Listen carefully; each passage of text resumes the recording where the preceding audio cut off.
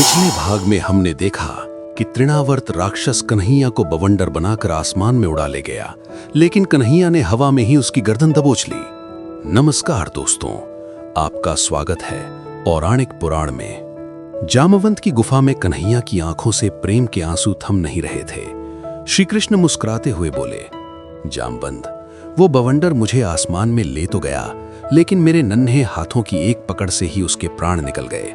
संसार ने देखा कि कृष्ण एक पत्थर पर गिरा और बच गया, लेकिन किसी ने ये नहीं देखा कि उस दिन उस भयंकर ऊंचाई से गिरते हुए मुझे किसने बचाया था। कन्हैया के होठों पर एक जादुई मुस्कान आ गई। जामवंत, उस दिन मुझे खरोंच तक इसलिए नहीं आई क्योंकि यमुना पार बरसाने में मेरी राधा ने अपनी आंखें बंद करके अपना सारा कोमल प्रेम और अपनी हिलादिनी शक्ति मेरे चारों ओर एक अदृश्य कवच की तरह लपेट दी थी। ब्रह्म वैवर्त पुराण में राधा के उस अनंत प्रेम का अद्भुत वर्णन है। क्षणम युग शतम तस्याह कृष्णेन विना भवेद। श्री कृष्ण के बिना राधा के लिए एक क्षण भी 100 युगों के समान बीतता था। उनका रोम रोम केवल कृष्ण के चिंतन में डूबा रहता था।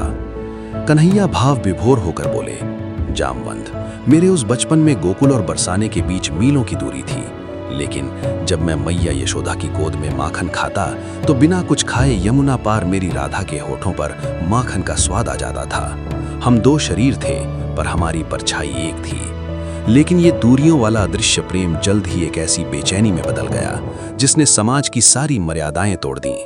एक दिन बरसाने में राधा रानी का सब्र का बांध टूट गया।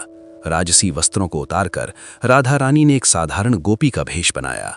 उन्होंने अपने सिर पर छाछ की मटकी रखी और पहली बार अपने महल की दहलीज लांघकर यमुना पार करके गोकुल की गलियों में आ गईं। गलियों में छाछ बेचने के बहाने राधा की आंखें केवल उस नन्हे और सांवले सलोने कन्हैया को ढूंढ रही थीं। और जैसे ही नंद भवन के आंगन में राधा की नजर अपने कन्हैया पर पड़ी, समय रुक गया। कन्हैया मैया यशोदा की गोद में थे, लेकिन जैसे ही उन्होंने राधा को देखा, उनके हाथ से माखन का दाना गिर गया। क्या मैया यशोदा पहचान पाएंगी कि ये साधारण गोपी असल में बरसाने की राजकुमारी है? और क्या जामवती की गुफा में बैठी जामवती अपने आराध्य के इस प्रेम को समझ पाएंगी? अपनी राय हमें नीचे कमेंट्स में जरूर बताएं और पौराणिक पुराण चैनल को सब्सक्राइब करना ना भूलें। मिलते हैं कहानी के अगले भाग में। तब तक के लिए नमस्कार।